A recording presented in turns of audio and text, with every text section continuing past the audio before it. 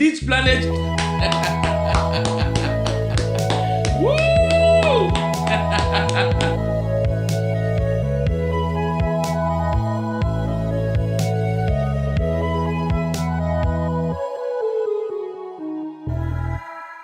This is episode number 4, I guess. It's the first one in two months. Yeah, Been like It's about time. it's been a while. What do all y'all talk about here? I've yet to actually listen to one of these potties. We just talk about That games and sounds shit. really funny when you say that. Yeah. Yeah, we talk about games, and that's really about it. I think that's all we talk about, really. I haven't even listened to your show. Why am I even here? To have fun I do and not chat. know. It's easy just banter like we do in the Facebook chat. That's all there is to it. So great, because most of my bantering skills are in the shit posting category. Unfortunately, I can do verbal shit posting, but I don't know how well that'll work for listening to a potty. You can be the antagonist of the podcast. We should probably not call it a potty in real life. Sounds terrible. Yeah, it that's does. It doesn't seem to translate. No. No, definitely not. Anyways, So, maybe introduce your video voices so people know who's speaking. You know who I am. I'm Michael, aka Zeph.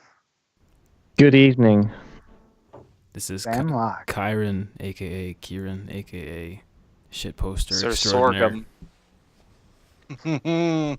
Woof. You guys haven't even seen the full extent of my shit posting. Like, I'm with a different internet group, and that group's chat name is called the Shit Posting General. Oh Lord. Oh, Sam's left. Yeah, he's He's cutting in having and out, trouble. just like last time, I think. No, he was on last time. Yeah, he was on last time. He was good. Yeah. Anyways, Switch is in a week, right? One Yes, week it is. 1 week. 7 well, days 10 days for the other guy. for Kieran. Yeah. Oh man. Yeah, 10 days for me, Poor- because So you get it Monday. GameStop pre-orders. Yeah, the Mm. Monday following. It was, had a mishap with that where I pre-ordered at Amazon first, but then I woke up the next morning to find an email from them saying it had been canceled for whatever reason. Hi, Sam. That's Next back. time on Podcast Z, Sam Locke disconnects from the chat 5 times in a row. Maybe not next And time. that's but literally this the time. whole 12 episode. episodes. If you lose cable for a week, we guarantee you will not miss a thing. Oh. It's true though. Yeah. But yeah, mishap with the Switch pre-ordering. Woke up to find my Amazon pre-order had canceled for whatever reason, so I panicked and pre-ordered at GameStop instead. So it not only is it more expensive due to sales taxes or whatever, but I also have to wait a few days. Does Missouri not have tax on Amazon? I think it was shipping. I think like the shipping was free, so the cost was the same, Right. more or less. Yeah, Minnesota just got tax from Amazon like a couple of years ago. For a while, they didn't have tax, and it was awesome. Hmm. Could We're you, getting taxed on Amazon in July. could you Yeah. remind a Brit how much the Switch costs in America? Because I've forgotten. Hey, you're here. What's up? 300 The USD. Hello. Switch is hi. The Switch is $299 US. Same in Canadian. So Damn, that's pretty cheap. yeah, is it not? It's £2.99. $2.99. Yeah. Oh, So it could be cheaper to go to Canada and buy one. potentially, yeah. Yeah, literally, I could buy a plane ticket, go skiing with Adam, and buy a Switch for the price of buying a Switch in the UK here. What are they in the UK? 400 something Australian. Wow. which is about the same price as the American one. But yeah, still more expensive than the Canadian one. Yeah. I hear Australia really gets screwed over on its electronics prices. Like a single game that's like $60 US is like $100 Australian. Well, yeah, but when you account for the currency conversion and that all of our prices include a 10% tax, the difference isn't really that big. The just biggest looks like- differences are where you see games on Steam. Steam is really bad because the prices they advertise here are in US dollars and they don't include tax. They will have to include tax from July this year. The law Oh, changed. excellent. When you go to the store, you see the ticket price, and that has tax already included into it. Yes. Oh, that should be like That's that nice. everywhere. Yeah, it really Yeah, you're should. not allowed to advertise without tax unless you're selling only to businesses. Wow. Because businesses don't pay the same tax that Right. consumers do. Hmm. Tax really threw me for a loop when I went to America when I was a kid, because it's the same in the UK. Like, tax is included in all the prices, so you don't have to like sit there and calculate. Oh, what's like 25%? And like I went to buy some Pokemon cards, and I was like 11 years old. I only had about $5, and I think the price after tax came to about $7. And the cashier lady was just like, "Okay, that's $7, please." I was just like, "What? Help!" It's very confusing. I don't know why it's not included. It's silly. It is very silly, but I guess it's because taxes are different in at least here it's different in every province. It's every state has a different tax. So like in Wisconsin, I think it's 5.8 or 6.8, and in Minnesota it's like 7.5. Whoa, here it's 12%. Holy shit! Yeah, that's a lot. Wow, Here it's 10. but it's already included, so you don't have to do the math before you get to the counter or the cashier. Oh, I don't. That's right. Yeah. No math required. So the difference here is that you just kind of know. I don't know. I've never actually sat and done the math before buying something. It's just like, okay, it says it's $2.99, so I know it's going to be more like $3.10 or whatever. Yeah. When I was in the US, I always had to do the math. It drove me nuts. Because like I was buying, like especially at the end when I was buying things to bring home for people, I had to check what the price was in Australia, then do the conversion, add on the tax, and work out if it really was cheaper to buy in the US and bring it home. Yeah. For things like alcohol. Yeah, that wasn't fun doing in the middle of a pharmacy. But I made it work. Good lord. Well, enough about taxes. Let's talk about the Switch. Yes. So, put your hands up if you pre-ordered the Switch. Not me. I have not. For those of you I am. listening, I don't know I have who put two. their hand up because I can't see anything. 2 pre-ordered. Like I'm in the call right now, and I don't know if anyone's hands are up. I'm assuming like 2 or 3. I'm not gonna get one because I feel like Zelda and Wii U will be enough. I don't need to see every blade of grass, I Well, want yeah, to see every blade of grass, but I'll be too busy to play it until April anyway. So I may as well just buy it when I want it. On the Switch. Also, they're all sold out here. I didn't get onto the pre-order. They're not sold out here yet. Oh wow. I pre-ordered it because well, like when I'm not gaming on PC, when I'm gaming on consoles, my tastes tend to go towards more like the Japanesey and the niche titles and stuff like that. Because for all the big AAA Western titles, I can pretty much already get that on my PC. But then I can't really get something like Xenoblade 2 or Fire Emblem Warriors on PC, so I get the Switch for that. And I never thought I'd actually pre-order a system again because, the whole problem with early adopting systems. Especially you turn it Nintendo. into like they're basically a paperweight for a while, but I don't know. I just looked at it and I saw like, you know what? There's already enough. There's only what 3, 4 games confirmed for it that I know is not going to be on anything else. So I guess that's more than worth it right there. But yeah, I realize I'm pretty much a like a niche minority there. So Yeah, but at the Yeah, same time, like I'll- if you enjoy I'll those buy it games, when I you get a play chance into to play it, completion, but I then- don't want to buy it before then. I Yeah. definitely want it for Zelda, and for me, actually, one of the biggest appeals is the portability of it. I mean, the one thing I was disappointed with, I was surprised in the Wii U version that they're taking out like the inventory menu screens from. They're taking out any capability of the actual gamepad, and so I don't know. I thought maybe about getting it for the Wii U for a minute too, but if it's coming out for a better system and it's portable, I guess to me it just makes sense to buy it on that one when I know I'm going to buy a Switch anyway for all the Nintendo games.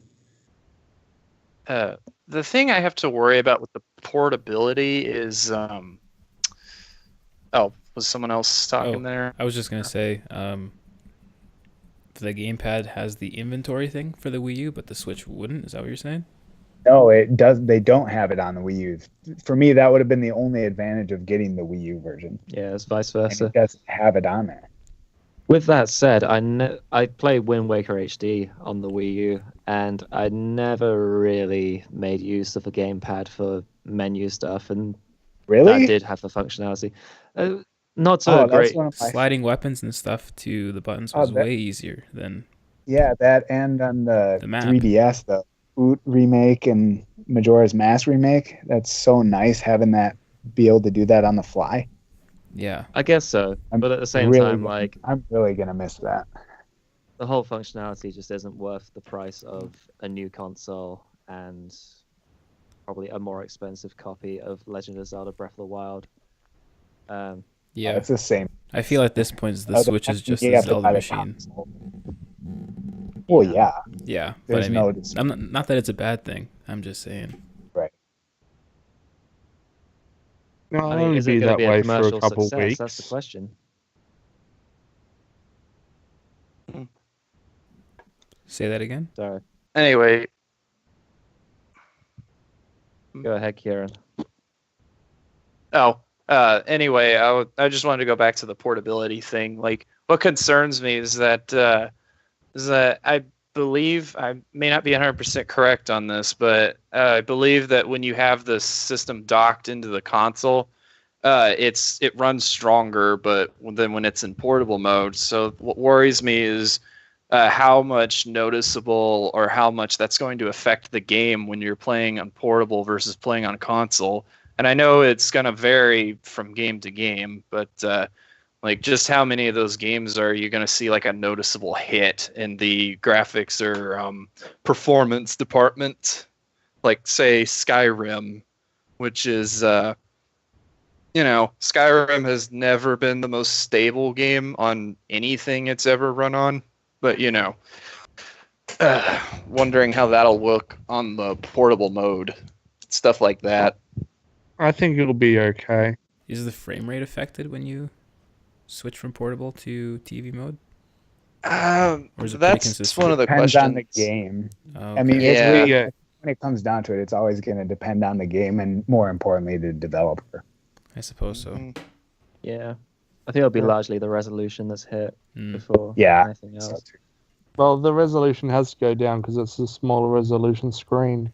Well, so there's yeah, no point having a higher resolution. And developers can choose to change the frame rate. So I'm pretty sure Zelda goes down to 30 in handheld, but it's 60 in docked mode. I think it's 30 all the way through.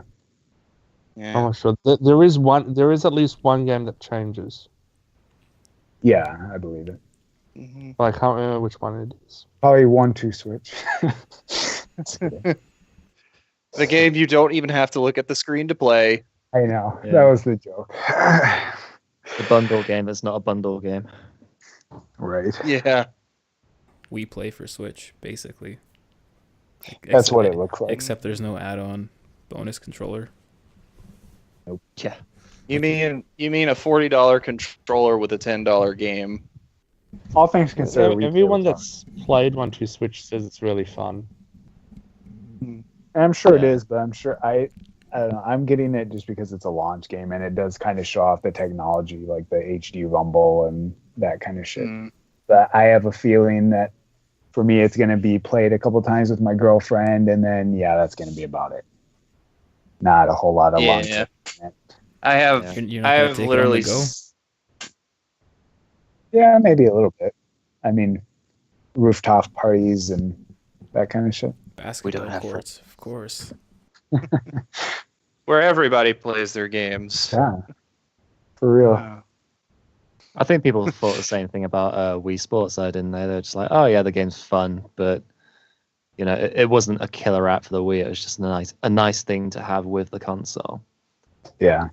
And to be fair, the GameCube didn't have a demo disc or anything like that, and obviously the N64 didn't. So to like The really Wii criticize U- Nintendo in terms of like not bundling a game is just like, Yeah. Yeah, I guess- the Wii U didn't, unless you bought the premium version. Right. yeah, and Nintendo that got Land, Nintendo right? Land, Yeah. which I literally never put in the disc tray. Really? That was pretty fun. I had a Never lot of touched fun it. with that. Honestly, I would have to go back and look at my time to make sure, but I bet I put 50 hours into that. Not I just don't me. know. I mean, playing with a bunch of other people, but I don't know what it is. huh. I just played Mario Kart 8 straight away. Well, no, I mean, I had it at launch, and I had that and New Super Mario Brothers U, and I'm trying to even think of what the next game I would have bought was. I mean, those were the only two games I had for a long time. Did you get the Wind Waker I- release? Yeah, I did, but that wasn't even right when it came out either. I think mine was bundled with Wind Waker and Mario Kart 8 and Nintendo Land. So I played Well, through. then, yeah, Wind Waker. I don't blame you for not playing it then. Yeah, exactly. Like It's kind of the I same wasn't. reason why I'm buying 1-2 Switch now. It's because there's really not a whole lot out for it, and it looks like it kind of shows off the features of the new system, and that's pretty much why I'm buying it. Not because it looks like an outstanding game, but Yeah, precisely. Like I didn't play Nintendo Land because I wasn't scrambling for something to play Yeah. at Wii U launch. But hey, it looks like an interesting system. I know some of my colleagues are getting a Switch, so they'll probably bring it in. I'll play it at lunchtime with them. I'll probably wreck their shit at Mario Kart 8 because, I'm obviously such an amazing Mario Kart 8 player. Just made me remember that one video I uploaded to YouTube of me like somehow like knocking you off of Rainbow Road in 64 with the super horn. I think it's still up there somewhere. Oh God. those are good times. Yep. The best. I'm gonna using have tilt to get- controls. I'm gonna have to get Mario Kart 8 Deluxe just so I can have the record on Rainbow Road 64 again. Oh gosh. Are you listening, Adam? Good challenge. Adam's never He's- listened. No, he's Yeah. not listening. He's Adam's just like, yeah, that's cool. You did the podcast. but internally he's just thinking challenge accepted. Yeah. His Mario Kart sensors are going off the scale right now. Like He's really confused, but he like- doesn't know why. like yeah, the exact instant Leighton said that Adam just felt this chill go down his spine like Well, thinking about it now, I'm not sure which one of us actually had which one, whether he actually beat me or whether I still have it. I'll have to double check when I get home. I remember I Because think after a while, we I moved on to the Super Nintendo version. So I can't remember whether or not that we did that just because he couldn't beat me, or if he did beat remember- me and then I changed. yeah, I remember I had both of you beat it one time. Like I was racing like the ghost that came in second, and I not only did I beat that ghost, but I beat the guy who came in first at the same time. I was like, holy smokes! I felt proud for like the few minutes or so that I was in first, and then one of you took it back, and I was like, I'm not gonna try again. Axe. It's too fierce. Yeah, I remember you guys doing that stuff. That's all my Miiverse was for a while, was you guys getting like milliseconds ahead of each other, and it was just back and forth stamps of you guys doing the time trial. Actually, I think somebody beat me at one point or another, because like the fastest strat was just to jump around the whole course, and I decided I wasn't going to do that. So eventually, someone caved in and did it, and then I couldn't beat them. But I can't remember if it was Adam or someone else. Cheap bastards. How are you guys so good at Mario Kart? I've never beaten you guys ever. It's just practice, just doing I know, it over and over and over again. Mm-hmm. Yeah, practice and then knowing what the best characters and kart combos was, which in Mario Kart 8, the only thing that truly mattered was the speed stat. Yeah. So many Rosalinas. Yeah, and she wasn't even the heaviest character. That was just a popularity thing. But like Bowser and Roy Koopa and yeah. Those are the ones you picked if you wanted to. Yeah. Those are the ones you wanted to pick if you wanted to actually set new records. Yeah. Yeah, I think getting less granular with the detail of Mario Kart 8, I think like on the whole it'll be quite nice for the people that didn't buy into the Wii U. Like a lot of my colleagues have talked about this already. They don't have Wii U's, but they're like, oh yeah, I'll pick up Mario Kart 8 when it comes on the Switch, because they're planning to pick that up. That was a smart move, yeah. It's good. That it's a and shame it doesn't Splatoon. have like. Oh yeah, Splatoon as well. Yeah. I was gonna say it's a shame it doesn't have new actual race tracks. It's just like the lame battle mode tracks, but whatever. Yeah, that's what's keeping me from buying that one again. I won't do that. Like, isn't there additional content for Mario Kart Deluxe? They haven't announced it yet.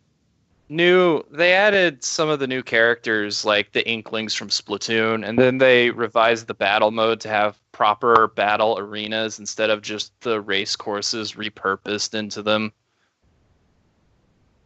So yeah.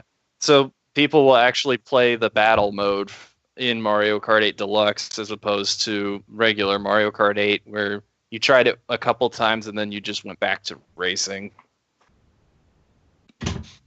I question whether that's not going to be the case with Mario Kart Deluxe, because racing is just more fun than battle mode, in my opinion. I don't know. I do like the racing more, but I always find myself in like Mario Kart Wii and 3DS. I would switch between the two. Or did 3DS even have the battle mode? I can't even remember that. Like, it's only been like 4 years since that game came out, and I've already completely forgot about it. Yeah. I don't know. For me, battle mode has always been a couch co-op thing. I don't know that I would ever play that online. I'll play online if people are playing. I would play online with you guys. I don't know that I'd play randoms. Yeah, I wouldn't go to matchmaking battle mode. No. But I'm personally going to wait until Mario Odyssey, and if that gets rave reviews, like I'm expecting it to, because it looks absolutely fucking awesome. Then I might buy it at the Switch, but until then, I'll watch it float by. Yeah, that's fair. Apparently, we have really innings. So, Michael, I beat The Last Guardian. Yes. I thought it was a 7 out of 10 at best. Disgust. Oh shit! Here we go. Yeah, you know, I don't think it was perfect, but I think that what were the control issues that you had? You said you were upset with some of the way that Trico responded. Okay, yeah. So I didn't find Trico very responsive, to the point that it was sucking me out of the game, to the point where I was nervous that he wasn't going to do the thing that I wanted him to. and therefore I couldn't enjoy what was actually happening around me because I was just thinking, is Trico actually going to move to this ledge, or is Trico going to jump to this next bit? And that really hindered my enjoyment of the game. If that was slightly more refined, and it's no secret that this game went through development hell. Like, Yeah, for sure. 9 years is a very long time, and I feel like if it didn't have such a troubled development, Trico would be a little bit more refined. And it's fair to say that it's unlike anything else I've seen in a game where you control such a large beast in such a beautiful, great, sort of vast environment like that. But I think it just comes down to like it was executed a bit poorly for me. That's actually like quite the opposite that I feel about that game. I feel like the best thing about that game is Trico. If I had any problems with the controls, it was with the character.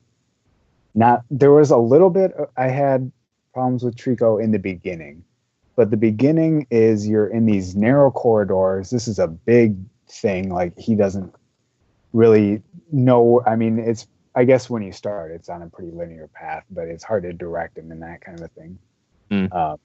But at the beginning, actually, I don't even think you can direct him. It tells you the controls for how you can do it.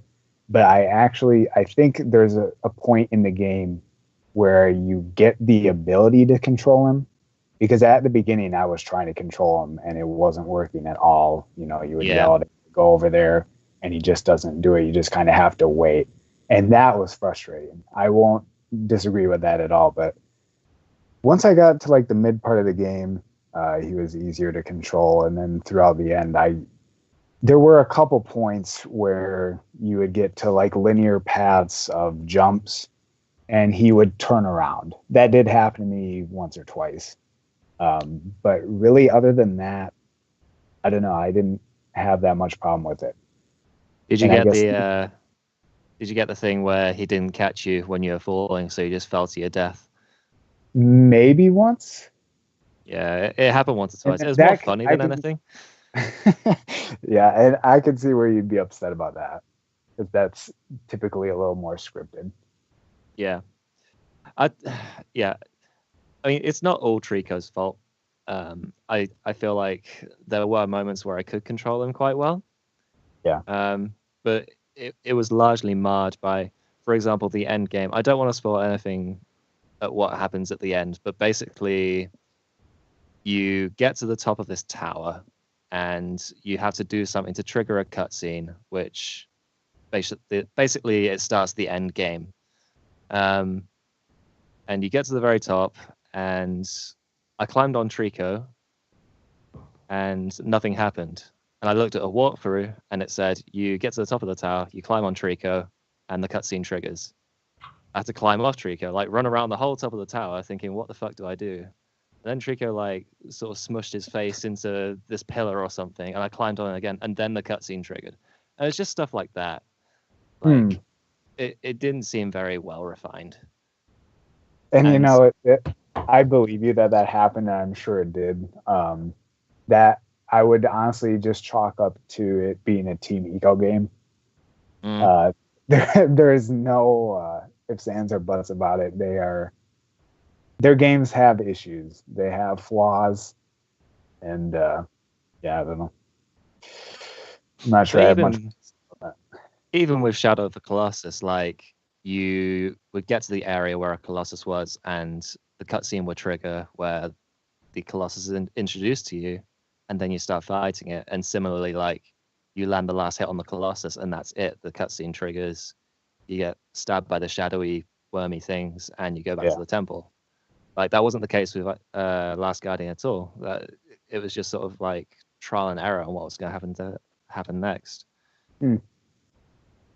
That was I don't know. I guess I didn't really have those problems. I had a couple of mechanical problems, but I don't know. As a whole, I thought the game was really good. I really enjoyed the story. I really enjoyed the story. Really good, for sure. Yeah. We're happy to take questions from the audience, by the way. Sorry for hijacking the podcast. Are there any bridges in this game? Oh, so many bridges. All the Go to bridges. hell. Most of them are collapsing. Yeah. So, yeah, like that's what stuck out to me the most when I saw that trailer that confirmed it was coming to the PS4. Like, okay, so how much of this game is you climbing along like walls and going along pillars that are probably going to fall over at a moment's notice and stuff like that, as opposed to just being on solid flat ground? Yeah, it's pretty Uncharted-esque in that regard, in that pretty much everything you climb falls apart. It's just, it's just kind of the way that game works. It's good though because it leads to some really like beautiful scripted moments. Yeah. Like when I don't know, I think it's one of the first bridges that collapses. It's funny that you had to say like, oh, it's one of the many bridges. But there's one that collapses and you jump off it and you think Trico's going to catch you with his mouth. He misses, but then his tail swings down from under the bridge and you grab onto his tail and it's just like this epic music is going. And it's just so cool. Down time. Yeah, Like, it goes all slow motion. Yeah, it goes slow motion, yeah, and then his tail comes underneath and whoop. Yeah, it was really cool. Yeah. I mean, I complain about it, but there was quite a few moments in that game where I was just like, oh, fucking A, that was awesome. Yeah, sure. Yeah, I really like that game. I really like the aesthetic of that game. Just that developer's games in general. I really enjoy the art design and just the world of those games. I really enjoy that. Yeah, I fully agree. If The Last Guardian 2 came out tomorrow and it had the same problems, I would probably still play through it. Yeah. I'd go through the pain that I personally felt just to experience the world and the story again. Yeah, I really wonder what he's going to do next. I guess we'll have to wait another 10 years and see what he does. Yeah, we'll be claiming our pensions by then, mate. You. I don't know how old you are, but Sam plans to retire when he's 33. Yeah, I'm a whippersnapper, to be fair. I'm probably the youngest here. how old are you? I'm 25. So young. I feel like we're all the same Yeah. age. I'm 26. Yeah, I just turned 26 a month ago. 26 2 months ago for me. I'm 28. Jesus. Whoa, Grandpa. Wow. Yeah. Man. I don't know if you know, but you're fucking old, dude. Yeah. Shut Holy up. Get off my lawn. Where are my pills? Yeah. You got your hip replacement booked in, mate. Yep. So, What's everyone else yeah. playing? Well, I'm not playing it now. I finished it like a week ago, but you've guys seen me talk about this game, but the game Nefarious came out a month ago. This was a game that I funded on Kickstarter.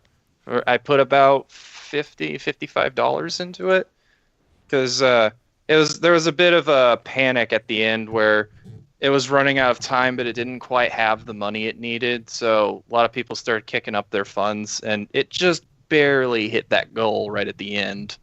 And it says I only put about 4 hours into it, so not a very long game. But if I were to rate it, and this is me being a Kickstarter backer and whatnot, I'd say it'd be like a high 6 or a low 7 out of 10, to be honest. And and I'll start with what they got right. Like, it's a 2D platformer where you play as the villain. You are the bad guy, and your goal is to kidnap all the princesses of the kingdoms so you can channel their powers and create this or fire this howitzer that will destroy most of the armies of the world and let you take over unopposed. But it's a very tongue-in-cheek and humorous platformer kind of game where like the main character Crow gets the piss taken out of him a lot, and then like all the princesses have this like weird bizarre personality to them. Like the the ice princess is just this like little kid with the monobrow with like an axe over her shoulder at all times. And then the fire princess is this massive ogre that that whenever Crow tries to grab her, she just picks him up and punches him through a wall instead. So he just kidnaps their prince instead. But yeah, it has a good sense of humor, and the concept itself is pretty cool because whenever you kidnap a princess, you get like a new ability for that time period whenever they're slung over your shoulder. Like if you kidnap the fire prince, whenever you fire a grenade, it like leaves a trail that you can actually run across. And when you kidnap the insect princess, her wings let you jump higher, and lets you do some other nifty stuff like that. And then the other nifty thing they did was the boss fights, where instead of you fighting a giant robot or mechanism at the end of a stage, you are the one piloting that robot or the mechanism. And it's kind of cool because you have to learn the controls and like pound the hero as they try to stop you and stuff. Which that was all the good stuff I found in the game. I suppose now we have to get to the bad, which was the worst thing for me in this game was the audio system, because it was just bad. Like there were missing sound effects everywhere, and what sound effects they did have were pretty limp. There was like whenever you punch something, it just makes like this dull noise instead. And there's a charge up punch you can acquire later on, but there is no sound to the charge up at all. So you're just swinging your fist in midair, and there's nothing happening. And then there's the music, which the music I should point out was done by the guy who did the webcomic Brawl in the Family. Do you guys remember that one? Yeah, those are pretty good. Yep. Yeah. That guy did the music, and I won't say it's bad. Like by itself, it's all right music. It does not fit this game at all. Like you're doing this like fast-paced action stuff where you're launching grenades and punching cops and doing all this cool stuff, but the music for it is just like this slow, like jazzy tune like you'd hear in like some 50s lounge or something like that. And it's like, this doesn't fit at all. And then I do have to say there were also some parts where the platforming just got kind of unfair.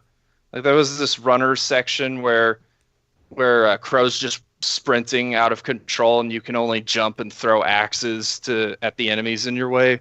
But there were parts of that where it's like there's just no way you could not get hit in. Like I could not see how you could not take damage during this part of the run. And no Johns, mate. Yeah. Oh God, I was about to say something else. Sorry, I completely killed your train of thought. Yeah. Well, I just remembered it again. Like there was this part where you had to jump on these moving robots that were walking back and forth up the series of steps. The problem is the steps were electrified, and if you fell onto the steps, you instantly died. So, and that was frustrating because it seemed like the robots walking depended on whenever they spawned in, whenever you jumped from robot to robot. It was just like, does this really need to be this difficult? I mean, it was close to the end of the game, but I don't recall anything else being that hard in the game. Just that one bit took me like 5 or 6 tries to get up. It was also, like I said, a 4-hour game, pretty dang short.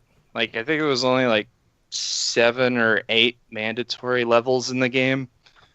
And most of those levels take maybe 10, 15 minutes to go through. I mean, there's a lot of wacky jokes and silliness to see, but I don't know. I guess Sounds like a hard pass.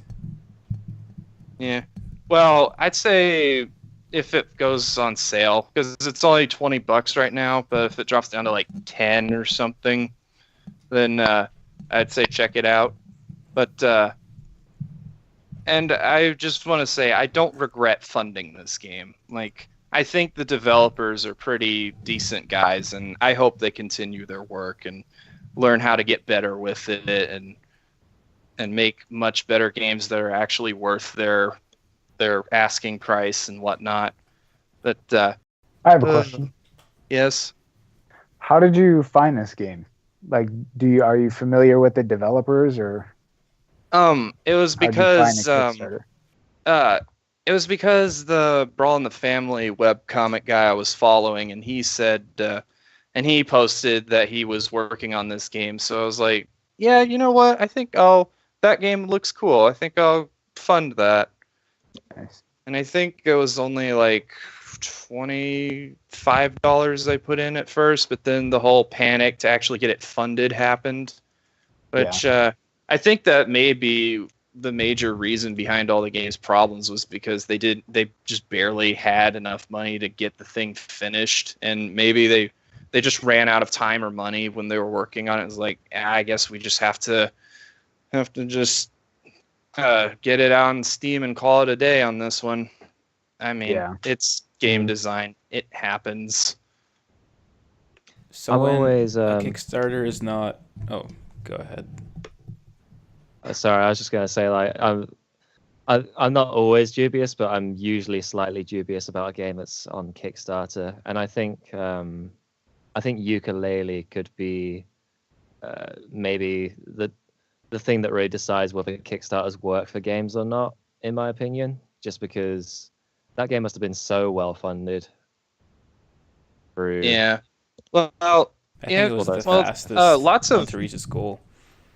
Yeah, it was until Shenmue 3 came out on there, and that was just to like and that was more just a gauge if people actually wanted to play that, which the answer to that was a resounding hell yes. But I think they did need money for that one though, because I think, if I remember correctly, Sony was only willing to pay for part of it.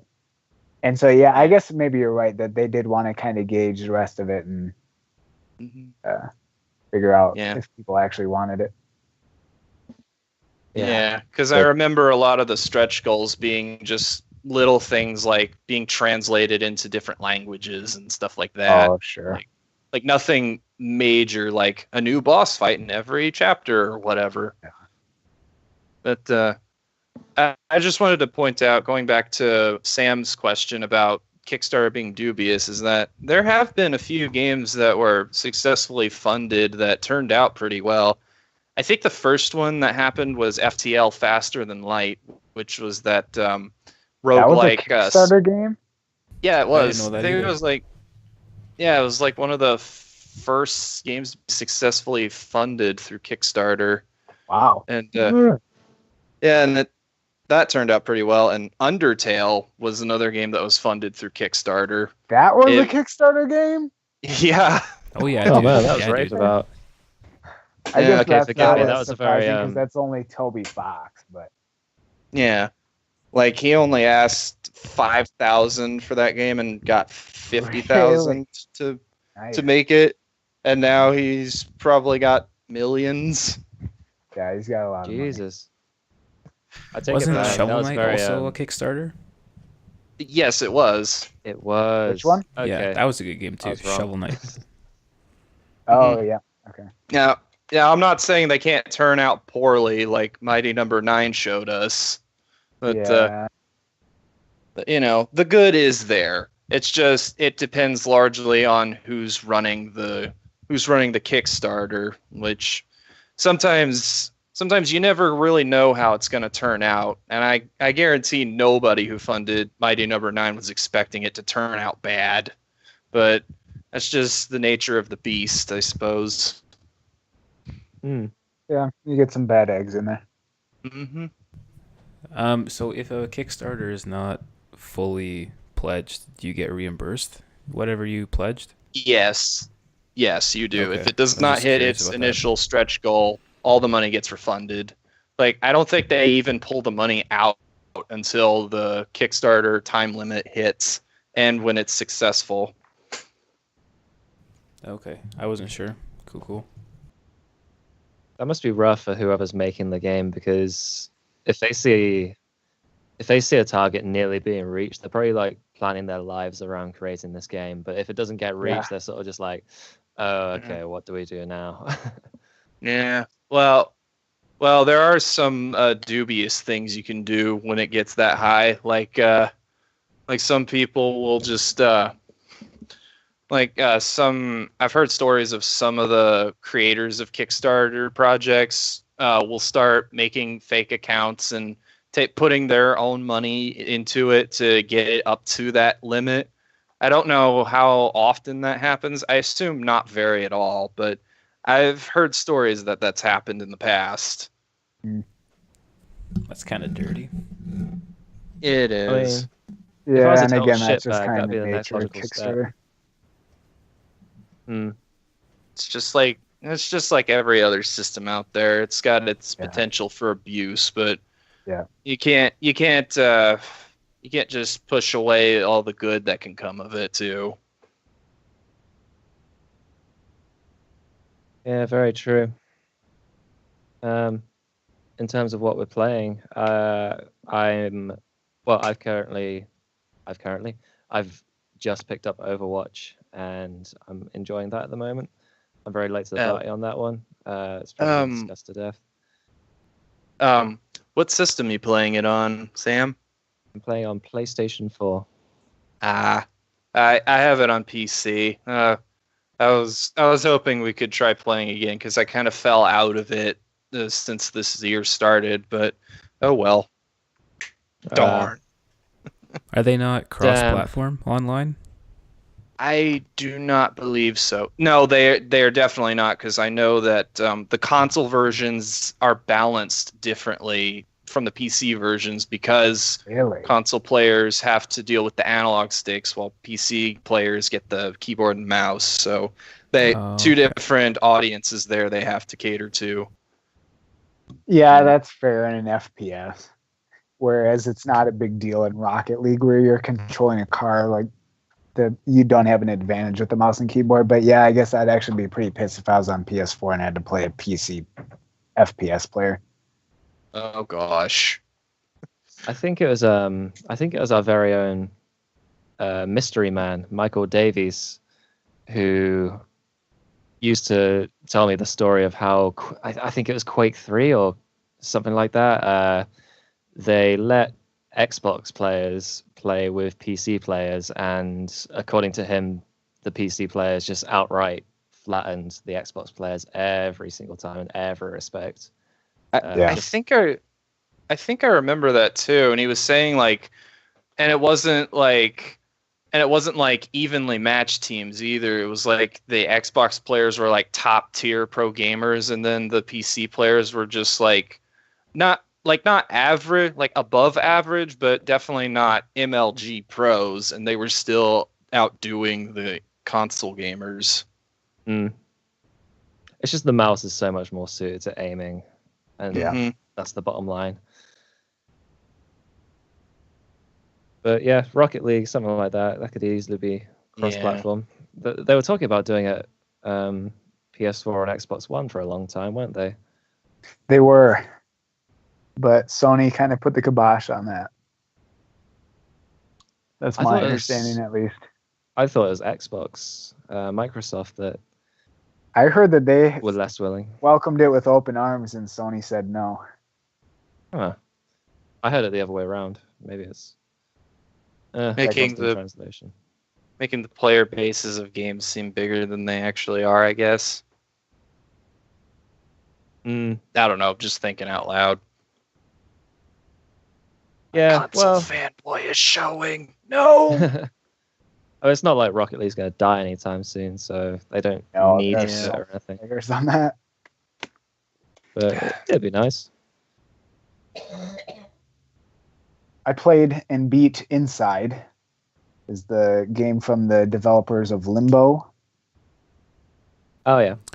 Yeah. I know what you're talking about. I beat it in one day. I haven't done that in forever. Well, did you just binge it for 8 hours? I did. took the day off after the bar exam, and I pretty much just played that game. It's only a 3 or 4 hour game. It's really short. Okay. It was pretty much the perfect length. I mean, it plays actually exactly like Limbo. It's just a 2D platformer. Well, it's more like 2.5D, but you know what I mean, side scrolling. Yeah. The story is good. It's bizarre. The ending is incredibly weird. Yeah, but I've seen the spoilers mechanics. Oh, you have? Yeah, it's for it. really weird. Yeah, it's really. Anyway. Anyway, the gameplay is where the game is at, and it's really fun. Same kind of mechanics as Limbo. Lots of puzzle solving. Not too much actual platforming. I mean, there's a good amount for what it is, but it's a lot of puzzle solving. But it does a lot of creative puzzles, things we haven't really seen in other games. The art direction is really well done. The graphics are great. It looks really good. It's all black and white, it's isn't good, it? No, that's Limbo. Inside has color. Oh, I thought it was like black, red, and gray. That's it. No, there's more color than that. I would say it's definitely on the drab kind of color scheme. More in line with I've seen. last generation of consoles, but Okay. no, there's definitely color in it. Okay, I guess Maybe you held that assumption. Yeah, maybe you held it because it was just like, oh, from the makers of Limbo, which was black and white. Comes this game.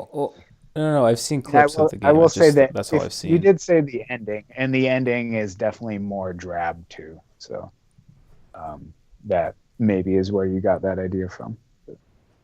But I really enjoyed it. It's only $8 on PlayStation Network right now if you have PlayStation Plus. I'd say that's definitely a good price point. It's a little hard to recommend it at $20 just for the length of the game, but it's very enjoyable.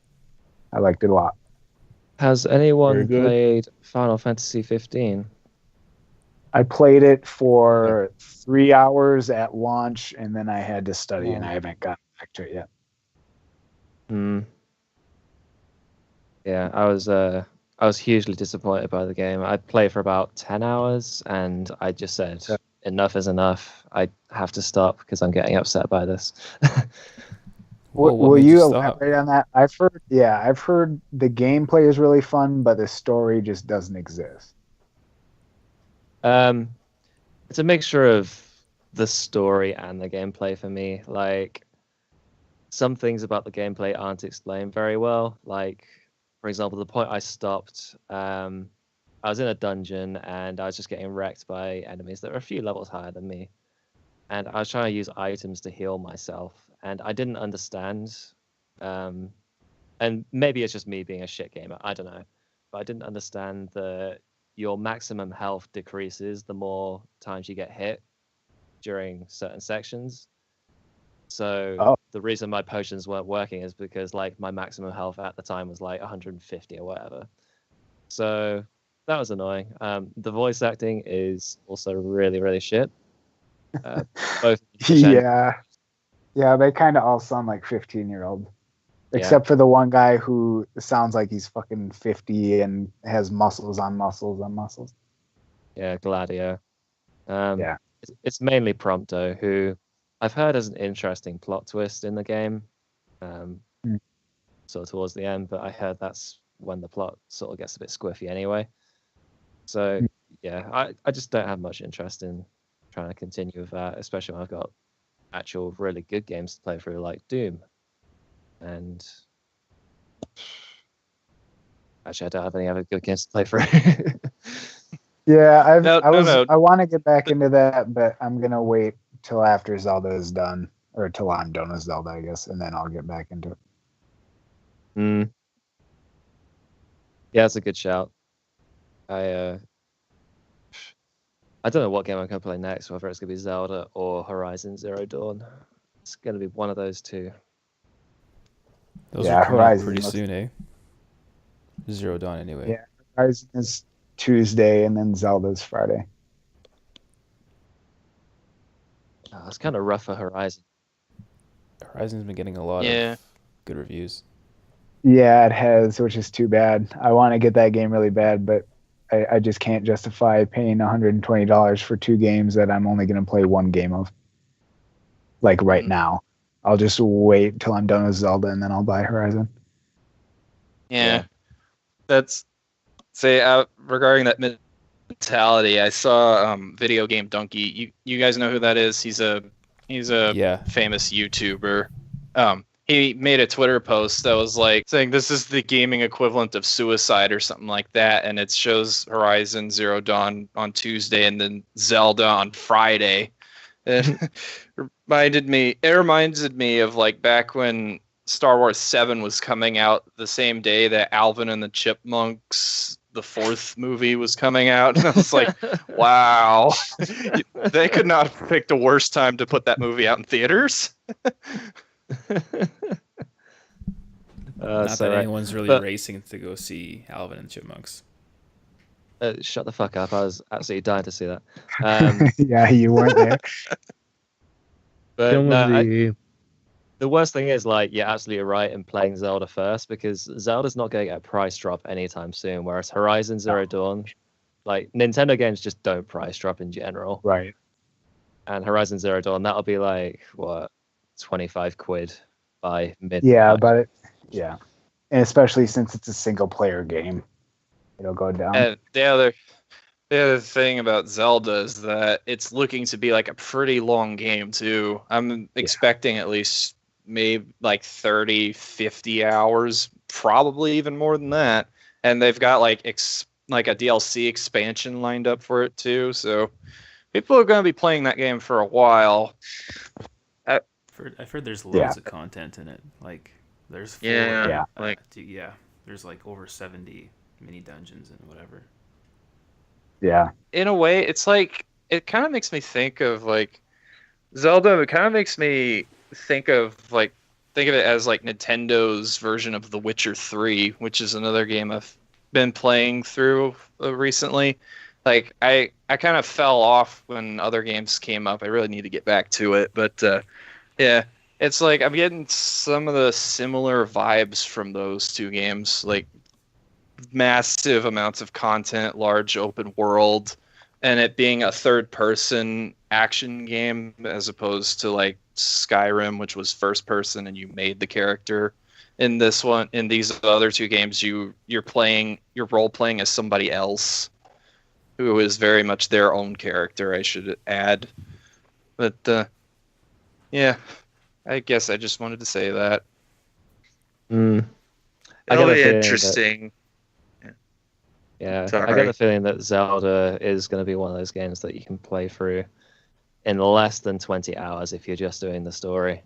Yeah, I agree. But I don't know. I don't know how Nintendo games does are set up like that. But... Yeah, I don't know how Nintendo does with that open world stuff, like on that sort of scale. Whether they've really attempted it before.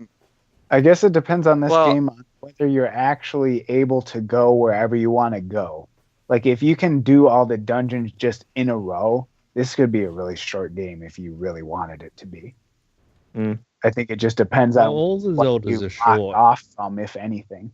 All the Zeldas are short if you do the dungeons in a row. So you can go straight to Ganon in the first dungeon? In the first 15 minutes of the game, that's what I heard. What? Yeah. That's crazy. But I'm sure it'll be like really, really tough. Obviously. Yeah. Like straight out of the gate. I mean, like, The Witcher 3 does that thing of like you could technically go anywhere, but you're going to just run into nothing but high-level monsters that will just destroy you if you attempt to fight them. And I imagine, I don't know if Zelda will do something similar to that or not, but I imagine there'll be a way to ensure that, you're going where they kind of want you to go in general, that kind of thing, which that's not a bad thing in itself. It's just a matter of how easily you can see the hand that's sort of guiding you towards these next areas. Yeah. That'll be good. I'm very interested in to see a new take on the original Zelda, where there was no hand at all. Yeah. And you had to find absolutely everything. Yeah, that's right, because that was the same. You could do that in basically any order, couldn't you? Although, once some items required in some certain dungeons. Yeah, there were 3 required items for some of the dungeons. Yeah, I'm not too familiar with the very first Zelda, but I understand that. Wasn't Zelda 2 like that as well? You could go towards any of the dungeons. Well, not quite. Yeah, that was more linear, I think. Yeah, it was a lot more linear. Yeah, because I remember you needed you had to go and get all the items from every dungeon in order to progress and stuff like that. Yeah, I guess I don't really remember that. That's been years since I played that game too.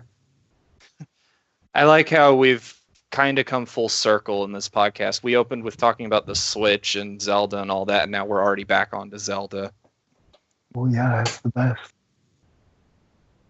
Yeah, it's the dominating thought at the moment, isn't it? Mm-hmm. Well, It's boys, kind we'll of a have big to deal. come back next week, and we will have to talk some actual Breath of the Wild. Well, can we wait until 2 Can weeks. we wait until yeah. 2 That, and given it's a freaking massive game, I think we're gonna need more than a week off before we come back to discuss it again. We're gonna. Nothing wrong Well, with we're probably not going to do this again for like 3 more months. Probably. Somebody get on the Google Calendar, and then we'll get organized. I will make a Google calendar. It was nice. It was nice joining you all in the final episode of Cheap Planet Podcast. Yeah, who are you again? I'm just some random guy you pulled off the street now. Yeah, he needed a place to stay, so that would be nice. No, but next week, if we do it next week, we could do like first impressions. I think that'd be fun. Yeah, and then Sounds after like that, pretty much everybody's gonna get it, except Leighton, and Kieran too. He won't have it till Monday.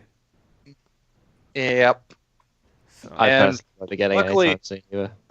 Yeah, I just remembered I actually scheduled this upcoming Friday off so I could get the Switch if in case I switched my pre-order again and was able to get it on launch day. But the silver lining is that I also ended up off on that Monday, so I do have to work on Friday, which is sad, but that's all right.